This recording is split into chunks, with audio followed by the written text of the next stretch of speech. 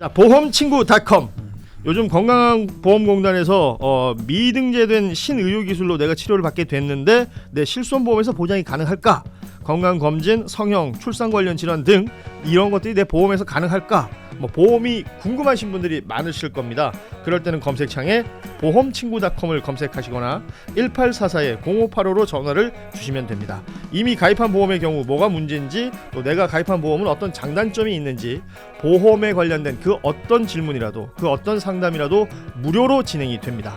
암보험, 종신보험, 실손보험, 또 화재보험, 배상책임보험, 운전자보험 등 모든 상품이 상담 가능합니다. 검색창에서 보험친구닷컴 혹은 화면에 보이는 QR코드로 접속하실 수도 있고요. 전화 1844-0585 어디든 연락 주시면 보험 관련된 친절한 상담 무료로 받아보실 수 있는 보험친구닷컴이었습니다. 어찌됐건 지금 사흘 전에 대통령과 이 각 기업 삼성전자, SK 이런 회장들이 나와서 대도역 3대 메가 프로젝트 국민보고회를 하고, 그 이후 일정으로 어제 대통령은 직접 광주를 갔습니다. 그 헬기를 타고 반도체 클러스터 현장을 둘러보는 사진들도 지금 공개가 되고 있고. 근데 이게 지금 얘기되자마자 정치권에서 특히 이제 국민의힘 쪽에서 호남 특혜다, 그 외에도 몇 가지 프레임들이 있죠. 기업들 팔비 틀었다 등등의 표현들은 있습니다만, 이게 크게 먹혀들고 있는 것 같지는 않습니다. 대통령도 누적된 거 다 생각해 보면 조족지혈이다. 어제 내가 그 다음 포털에 보니까 거기는 아직도 실시간 검색어가 있더라고요. 그러니까 인기 키워드 이래가지고 조족지혈이 떴더라고.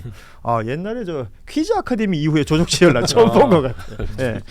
아무튼 이런 상황입니다. 국민의힘에서 지금 이 내용으로 발목 잡고 있는 내용들에 대해서는 우리 김수미 평론가는 어떻게 봐요? 네.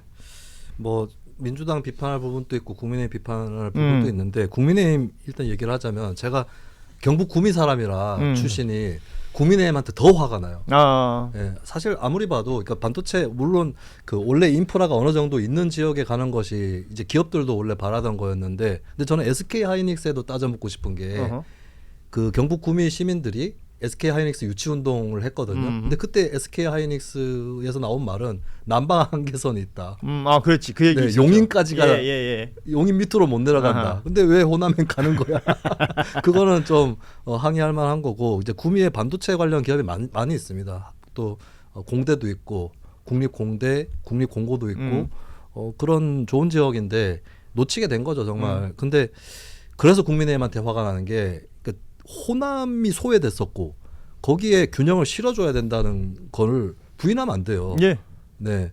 그러면은 구미가 반도체 팹을 갖고 싶으면 호남에는 뭘 주자. 호남에는 이게 딱 어울린다. 그리고 앞으로 잘 나갈 거야. 이거를 같이 제시해 줘야 돼요. 예, 그래야 반도체 팹을 경북으로 갖고 갈 수가 있습니다. 사실은 그 대구 경북 통합 이슈를 실패한 것도 그 원인 중에 하나 아닐까요?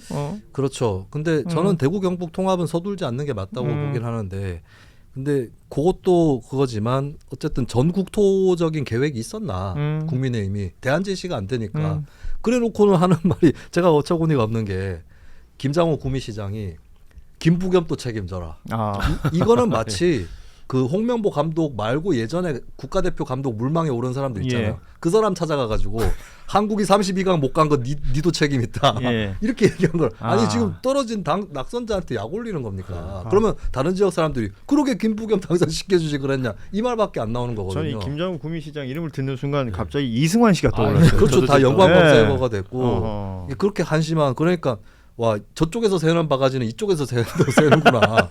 문화예술 관련해서 그런 식으로 했던 사람이 이 산업적인 것도 못 챙겨가지고. 근데 저는 김장호 시장도 시장이지만 국민의힘이라는 중앙 집단 뭐했냐? 그럼 호남하고 이렇게 어떻게 배분할 건지를 윈윈하는 방법을 찾았어야 했고, 달빛 동맹이란 말이 있어요. 그렇죠. 달구벌과 빛고울. 예. 그러면은 야, 우리가 같이 어깨동무에서 달려 들어갔고 패배하는 사람 없이 뭔가를 다 챙겨가도록 한번 작전을 짜보자. 그렇죠. 방법론이나 얘기한 것처럼 제안을 하거나 이런 것들이 있었으면 고민의 여지라도 있었을 텐데 그러지 못했다는 거 아닙니까? 그리고 예. 그 주제에 이제 아무 근거 없이 팔비틀기 얘기를 해버리면, 근데 듣는 사람 어떻게 받아들이냐면 이재명 정부가 노력했다는 걸로 받아들일 수 있어요. 예, 차라리 숟가락 얹지 마라 이렇게 얘기하면 모르겠는데 팔비틀었다 그러면은 노력했구나. 정부가 노력했구나. 이거는 좀 프레임도 잘못 구사하는 것 같아요. 예. 정점식 국민의힘 원내대표는 이런 표현을 썼습니다. 대통령이 비수도권 지역에 갈라치기에 나선 것은 대단히 유감스러운 일이다. 이거 비슷한 맥락인 것 같아요. 전반적으로 이제 지역주의에 기대서 네. 본인들이 어떤 정치적 발언들을 하고 있는 것 같아요. 그러니까 이제 정정식 그 국민의힘 원내대표가 지금 호남 특혜 이런 부분들을 가지고 문제를 제기하고 있고 뭐 기업에 대해서 팔비트기 아니냐 국정조사하자. 그러니까 이분들이 참 저급하다. 어느 쪽 시대의 지역주의인가? 그럼 묻고 싶어요. 호남 특혜는 있고 영남 특혜는 없어요. 뭐 대구 경북이나 영남 쪽으로 가면 그거는 균형 발전이냐고 묻고 싶은 거예요. 대한민국 국토를 걱정해야 되는 그냥 여야를 떠나서 정치인들입니다. 예. 우리 대한민국 고루 발전하면 되는 거예요.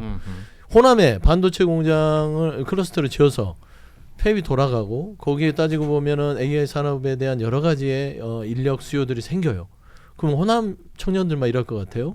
대구의 청년도 가고 부산의 청년도 가고 경북의 청년도 다 그쪽으로 가서 일하게 되는 거예요. 그러면 우리 대한민국의 아들 딸들이 거기에서 일자리가 생기고 거기에서 기술을 연마해서 향후에는 또 AI 산업의 인재가 되는 겁니다.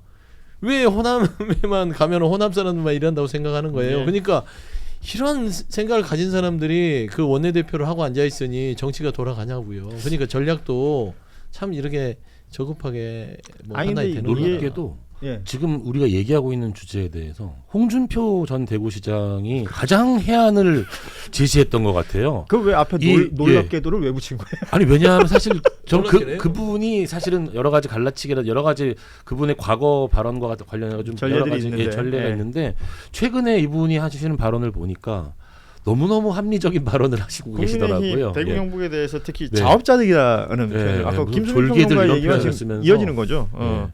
아무튼 아무튼 권력에서 멀어지면 합리적으로 변하시는 예. 분이기도 하고 아니 그리고 또 약간 그런 방식이 있어요. 예전에도 홍준표 전 시장 의원 시절에도 호남 신공항 얘기 나오니까 신공항 4개 짓자 이런 식으로 하시는 좀 묻고 더블로 가는 스타일이었던 것도 맞습니다. 예, 아무튼 이렇게 내용 보면 이제 지역 기반으로 얘기한다라는 게 느껴지는 게 국민의힘 정치인이지만 호남을 기반으로 정치하려는 이정현 전 의원 같은 경우에는 잘된 일이다. 기존의 영남, 뭐 경기권 다 돌았고 이제는 호남이다라는 얘기를 또 하는 모습을 보면 각자 처해 있는 환경에 따라서. 아니 근데 예. 우리가 이거는 팩트예요. 역사적 팩트인데 호남이 정치적으로 희생한 지역은 맞아요. 예. 진보 정부가 들어섰을 때는 김대중 대통령께서도 김대중 정부에서도 호남에 뭔가를 투자하면 뭔가 특혜를 준다고 해서 좀 터부시했고 안 했던 게 분명히 존재합니다. 진보 정부에서도 호남에 조금 더 주고 싶은데 이 부분들이 또 특혜의 어떤 정치적인 이 구설수에 내몰릴까봐 조금 손을 좀 덜 썼어요. 예. 근데 보수 정권이면 호남이라고 노골적으로 앉아요. 아하. 이런 상황에서 호남이 소외됐던 것들 그리고 이재명 대통령이 얘기했잖아요. 아 호남이 좀 역사적으로 정치적 희생해서 좀 도와주고는 싶은데 이거를 억지로 도와주기는 쉽지 않아서 그렇게 고민하던 차에 반도체 입지 조건이 좋네. 둘러보니까 그러면 호남으로 가야겠다고 결정을 했다라고 국민들 솔직하게 얘기를 했어요. 그렇습니다. 역설적이게도 그동안 뭐 혜택이 없었기 때문에 그렇죠. 예, 누적 좋은 투자량이 조건이었다. 역사적으로 봤을 때는 그게 조적 지열이란 말이에요. 영남 지역의 투자량을 역사적으로 한 70년만 통으로 했을 때 호남은 거기에 비하면 빙산의 일각이라는 거죠. 이번에 뭐 몇천조 얘기가 나오지만 그것마저도 조직조열이다라는 얘기까지 나올 정도의 상황이고 정치권에서는 이걸 그냥 뭔가 지역적으로만 해석하는 것 같고 또 일부 의원들은 지금 이제 호남을 입지로 선정한 평가표를 공개해라 이런 게 이제 얘기가 나오기도 했는데 이런 모든 것들이 비슷한 맥락으로 지금 해석이 되고 있는 것 같습니다. 예. 자 그리고 국민의힘 이야기를 우리 서영주 소장 가시기 전에 조금 해보도록 하겠습니다. 국민의힘은 이거 지금 어제 또 그제 계속 같은 내용을 제가 얘기하고 있어요. 장동혁 대표를 비롯한 소위 말하는 당권파는 징계 얘기를 하고 있고요. 지금 뭐 보니까 이른바 친한계 소장파 한 20명에서 30명 정도 징계 요청서가 접수됐다 이런 내용도 있고 이건 계속 이 판으로 가는 겁니까? 장동혁은 한동훈 없이는 못 살아요. 예, 결국에는 적대적 공생관계다. 그러니까 장동혁이 살려면 한동훈을 끊임없이 두들겨 패야 되고 한동훈과 각을 세워서 본인의 입지를 국민의힘에서 공고할 수밖에 없는 상황이에요. 결국에는 병원 같아서 꺼내든 게 몽둥이인데 그 몽둥이를 친한계한테 들었어요. 그리고 그게 저는 이게 겁박인가 했는데 또 실행에 옮겨요. 근데 징계를 하겠다라고 하는데 또 이 공개된 문자 메시지 강모 의원의 이제 텔레그램으로 예. 좀 알려져 있는데 거기에 보면은 고징계는 어려울 것 같으나 어허. 주의 정도로 처분합시다. 어허. 이게 굉장히 꼼수거든요. 어. 주의 처분은 징계가 아니에요. 그렇죠. 근데 하나만 징계위는 열려요. 어. 그래서 어느 정도 시점 속에서 당내에서는 친한계와 친윤계가 또 붙어요. 그러니까 결국은 장동혁 그 지금 대표는 지방선거 책임론의 시선을 결국에는 한동훈과 장동혁의 정치적 싸움으로 끌어가는 거죠. 그러면은 본인 남은 임기 내내 이렇게 갈 수 있는 거죠. 아까 우리 김영환 변호사 잠시 얘기했지만 그 한동훈 무소속 의원이 어떤 그 공부 모임인가요? 그 의원들 포럼이요. 외교 네. 외교 예, 포럼. 대화방에 들어갔더니 한동훈님이 입장하셨습니다. 뭔가? 장동혁이 장동혁님이 퇴장하셨습니다. 이게 네. 됐다는 거 아니에요? 네. 그걸 장- 또 텔레그램 누가 캡처해가지고 어. 기자한테 제보를 했더라고요. 장동혁 대표는 같은 공간에는 있기 싫다. 네. 그게 정확하게는 전말이 원래 단톡방이 있었는데 아. 한동훈 의원이 신규로 들어와서 원래 있었던 장동혁 대표가 나간 게 아니라 다 초청을 해서 새로 만드는 단톡방이었대요. 어. 새로 만드는 단톡방인데 누구는 들어와서 인사하고 어. 누구는 들어오자마자 나가고 나가고 아. 했던 건데 그럼 두 가지 경우 중에 하나 아니겠어요? 예. 한 가지는 장동혁 대표가 원래 이 텔레그램에 단톡방이 너무 많아가지고 누가 부르면 바로 나온다. 첫 번째 가능성. 두 번째는 한동훈 때문에 나갔다. 근데 상식적으로 당 대표가 의원이 부르는데 들어오자마자 나가겠습니까? 그러면 아무리 봐도 두 번째 한동훈, 예. 한동훈이네 하고 나갔다. 근데 사실은 못 본 척 할 수도 있는 거거든요. 예. 왜냐하면 그 메시지 읽음 체크가 돼도 누가 읽었는지는 나타나지 그렇죠. 않잖아요. 뭐 여러 명 있을 테니까. 네, 그러면은 뭐 혹시 어떤 사람이 아까 봤어? 단톡방에 한동훈 인사한 거 봤어? 그러면 장동혁이 못 봤는데 뭐 이렇게 다들 성대모사를 내가 잘하세요. 바빠서 예. 바빠서 못 봤습니다. 이렇게 예. 할 수도 있는 거잖아요. 근데 아. 구태여 나갔다는 거는 더 조금 나가서 그 헤아려 보자면 뉴스에 나가라고 남들 다 보라고 아. 내가 한동훈을 오. 거부했다는 것을 요거 남들 뉴스거리를 만들기 위해서 그렇죠. 그러면 이게 원래대로라면 우리 인간 사리에서 어. 도량이 협소해 보이잖아요. 근데 오히려 이걸로 승부하려는 게 아닌가. 나는 음. 한동훈을 이렇게 철두철미하게 음. 거부하고 있다. 음. 나의 지지자들이여 다 봐라. 음. 네, 이런 그러니까 말을 할 필요 없이 아파. 탈퇴하는 거 얼마나 쉬워요. 말을 말 안 해도 되는 거예요. 단톡방을 나왔습니다. 비싸다. 예. 이런 해석 외에 뭐 어떤 해석이 가능할까라는 생각이 들기도 합니다. 사실 지금 이제 국민의힘 뉴스 며칠 동안 이제 징계 이야기가 계속 나오는데 정작 징계해야 할 사람은 왜 징계가 안 되느냐라는 목소리도 있어요. 근데 이제 따지고 보면 소위 말하는 이제 당권파, 장동혁 대표파라고 이제 검토되는 사람 중에 한 명이 이제 박민영 국민의힘 미디어 대변인. 예전에 이제 논란이 있었죠. 김예지 의원 자당에 장애인 비하 발언을 어떤 유튜브 채널에 나와서 했던 부분들 가지고 문제가 됐었습니다. 그리고 징계를 하라고 그랬는데 장동혁 대표가 그냥 뭉개버렸어요. 그리고 나서 다시 임명을 했어요. 그러면 이제 징계 안 하겠다는 취지로 보이지 않습니까? 아니 징계가요. 징계를 받는 사람의 심리적 타격이 있어야 그게 징계잖아요.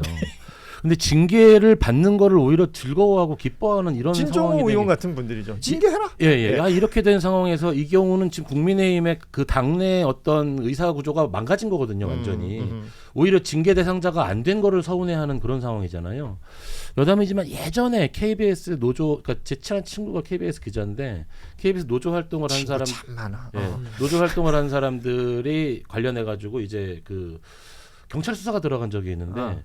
그 노조 간부까지 선을 딱 그어가지고 제일 윗 간부들까지만 수사를 한 거예요. 그러니까 제 친구가 아니 왜 나까지 수사 안 해주냐고. 자기도 좀 수사 받고 싶다. 노조 활동을 열심히 한 걸 인정받고 싶은 거거든요. 이게 지금 오히려 지금 한동훈 씨가 의원이 되면서 뭔가 미래 권력과 관련된 어떤 중심으로서 이동하는 과정에서 오히려 징계가 아무런 의미가 없어진 상황이 돼버렸잖아요. 이거는 제가 보니까 뭐 오히려 국민의힘이 얼마나 그 망가져 있는지를 보여주는 그냥 그 정도의 지표밖에 안 되는 것 같아요. 저는 이런- 장동혁 그 대표의 징계에 대해서 친한계 의원들이 자랑스럽게 생각할 필요가 없어요. 아. 장동혁 대표가 급이 높은 정치인이라면 뭔가 이 훈장이 될 수 있는데 그 징계 받는 사람보다 낮아요. 자랑스러울 필요가 없어. 여기는 정치인으로서는 자격 상실인 사람이 징계하는데 뭐가 창피한 일이죠. 안 그렇습니까? 예. 그러네요. 그럼요. 그 대단한 사람이 아니에요. 그래도 의전사율 꽤 높은 그 여당 근데 야당 의전사는 그러긴 그런데 한데. 그럴 수 있잖아요. 우리 동네 아파트에서 만나는 저희 그 같은 동네에 사는 초등학생들 저 보면 맨날 막 뭐라 그러는 친구도 있거든요. 약간 네. 그런 느낌 비슷한 거. 타격감이 없다. 그래 뭐 이런 느낌. 근데 국민의힘에 정말 치명적인 현실이 있습니다. 이거는 국민의힘한테도 아주 독이 되고 있고 한국 정치에도 질곡이 되고 있는데 지난주에 한국갤럽 조사 결과라든지 몇몇 예. 조사들 살펴보시면 알 건데 장동혁 대표하면 정말지 온 동네에 만만한 샌드백 뭐 동네북이잖아요.